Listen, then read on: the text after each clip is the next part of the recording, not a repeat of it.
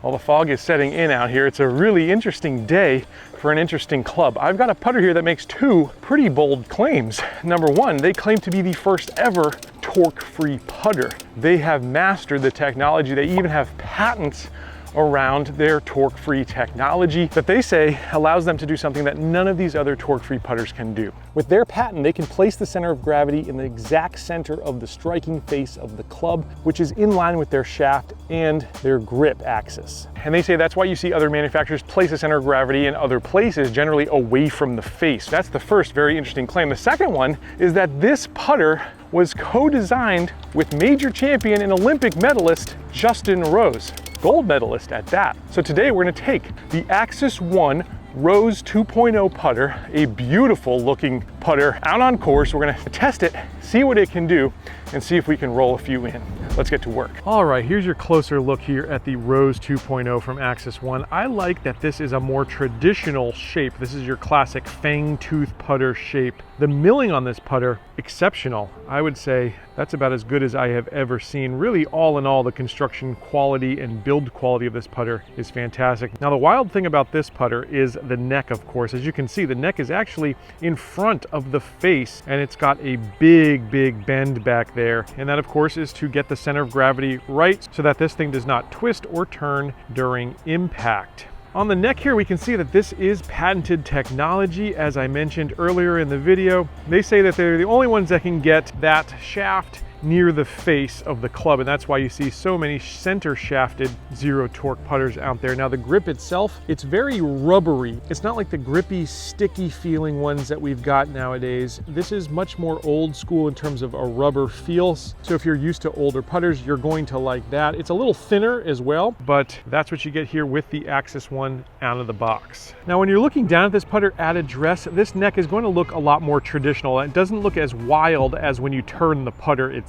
So I think a lot of folks are gonna really be able to get used to this by eye very quickly. Let's see how this thing does stroking a few putts. All right, now this is a test that I really love, where I'm gonna give myself 4 footers around a circle. I do this with all the putters I test because this putt is just so important. You cannot miss these putts. This one's much more difficult though, because I am on a serious slope here. Everything's sloping down this way. So we're gonna get putts that break right to left and downhill. We're gonna get putts that break left to right uphill. We're gonna see a variety here. We're gonna start with a tough downhill putt here. This one's breaking right to left. Now, with these types of putters, you do not wanna death grip them. You want a nice loose grip. I've noticed that, because if you death grip it, then you can start to over rotate a club or even under rotate a club. But if you keep it nice and loose, let the face do the work, you should have a decent result. Let's see what happens. Got to keep the speed of this putt too. I did.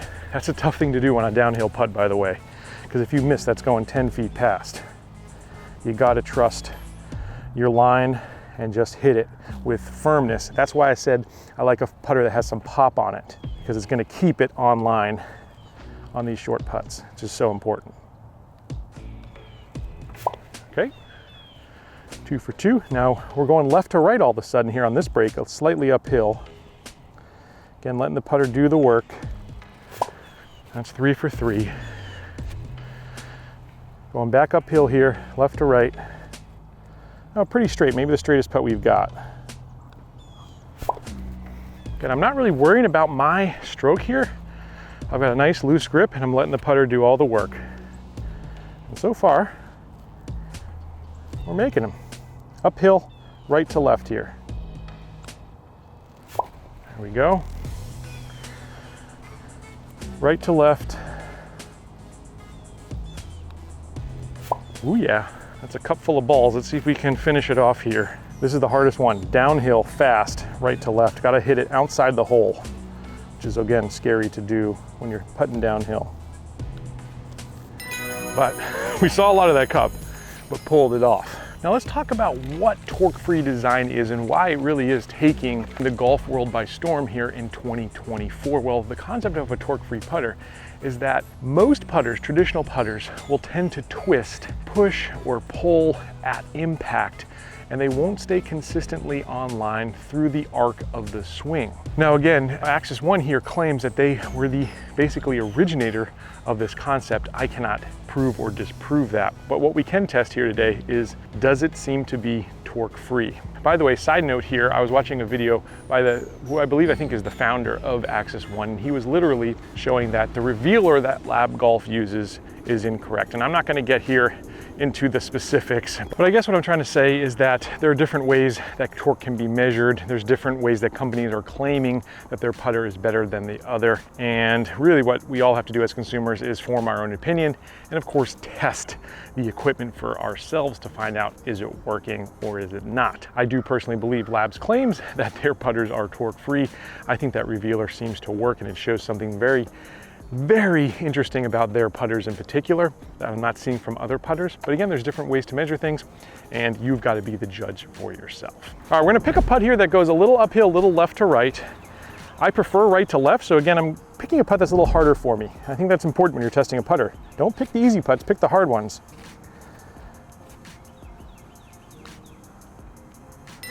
Damn, that's nice. The one thing I'll say about this grip that's installed from the factory is it's a little thin for me, and I'm having trouble not death gripping the putter and trying to keep my hands nice and soft. It would be a lot easier with a thicker grip. That one went left on me. Let's get that pendulum going. And that one I think was just my line was off. So yeah, I do think if there was one adjustment I would make to this putter, it would probably be to have a little bit of a thicker grip on there. I have bigger hands. Getting the pressure right with this one is a little more difficult. I just want to grip a little bit more firmly, and again, that's when you can add in your own torque, which is going to mess these putts up. So thicker grip, I would change out, first thing I would do. Now an X factor when it comes to golf clubs that I don't know if it gets covered enough, honestly, on YouTube, is construction quality. There is a tier above when it comes to construction that you see, and it's very noticeable once you see a lot of golf clubs like I do. A lot of direct-to-consumer brands especially generally look a little bit on the cheaper side. Even if they can perform on the high side, sometimes you can tell the graining of the metals, the milling that's used in a putter like this, or the way the grooves are cut, that sort of thing. That can vary greatly when it comes to direct-to-consumer brands, but I will say this Axis One putter, you can just tell the quality of the materials being used and the quality of the craftsmanship that's been put into this putter. This is not a cheap putter. Obviously the price tag shows that, but I'll tell you what, you're actually getting, at least in terms of construction, what you're paying for by sight. And that's really, really important. A putter, more so than any other club, has to instill confidence in the person using it. You've got to feel that you can make the putts. And in order to feel that you can make the putts, you've got to feel like what you're holding is a quality crafted tool. Really, really important, I think. You can go out into a mini golf course, you'll feel a putter that's a cheap putter, all right? Any putt, any adventure golf, whatever you call it. You're gonna see, if you look down at that closely, the paint's chipping. I mean, of course they're used, but the steel that's used is a really poor quality. When you look at this putter, it's a completely different story. All right, so what we're gonna do here is the long putt test. And what you don't wanna do in golf is 3-putt from distance. That really kills a round like no other. It kills your own psyche in golf, and it really starts to make you think, why am I playing this crazy sport? Well, we're gonna take some long putts here. These are about 60-foot putts. We'll see if we can 2-putt them. And what's really nice about torque-free design, and what I've noticed with all of these torque-free putters, is that especially on long putts, this is where I get a lot of use out of that non-twisting face, okay? And what I mean by that is generally, I tend to pull putts. When I'm taking a longer stroke through the putt, oftentimes I start thinking about the speed of the putt and really focusing on that, and less about my line and how my path of the club face comes through the ball. And a lot of times I end up pulling those putts. Now with a torque-free design putter, I've noticed that I can take a much bigger swing and that club face stays square. It's one less thing I've got to worry about, so I can really focus just on the speed. There are 3 variables when it comes to a putt. You got to get the line right, you got to get the speed right, and you've got to keep the face square and get it rolling on line. And torque-free putters take away one of those 3 variables. That's why these things are so in vogue right now. All right, putt 1. Again, speed's so important. And this thing is gonna really swing down off that hill. That is a pretty Good putt, might need to stop a little bit. It's getting better though. Probably just a little bit less. This face does feel nice and hot, I'll tell you what, which is good. I'll tell you about that when we get to the short putts, but having a hot face, I actually prefer with a putter. Putt 2 here, let's see if we can get the speed right. Whoop. That one I took maybe a little too far left inside. That one could be off the green. I really hit that one hard. Crazy difficult putt. If you lose concentration for 1 second out here, it can hurt you. That one might be good too, though. Let's see. It's coming near it. Well, 2 out of 3 ain't bad there, it looks like. Third one is off the green. So let's see if we can make the par putts here. All right. Ooh. Little toilet bowl action early morning. So 2 out of 3 ain't bad. Like I said, that was an extremely difficult putt. Our third one's down here off the green. Pretty good for distance control. And the longer you're with a putter, the more you get to dial that kind of stuff in. You get a feel for a putter. I still don't 100% have the feel for this one, but I'm liking so far. All right, well, wrapping things up here with the Axis One Rose 2.0, I've got to say, for $479, you are putting a serious premium on putting. But here's what I will also say. What you're getting is extremely good build quality. At the top of what I've ever seen here on Let's Play Through when it comes to putter build.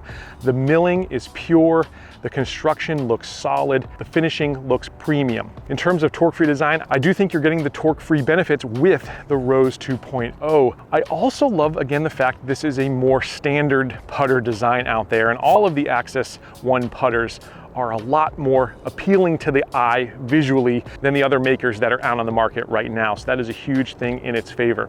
Obviously, you've got the pedigree of a major champion who is using this putter, endorsing this putter, and helped co-engineer this putter. So that is a huge plus as well. It's a talking point if you're with your friends on the golf course as well, because most people will have never heard of Axis One. Would I put this one in my bag?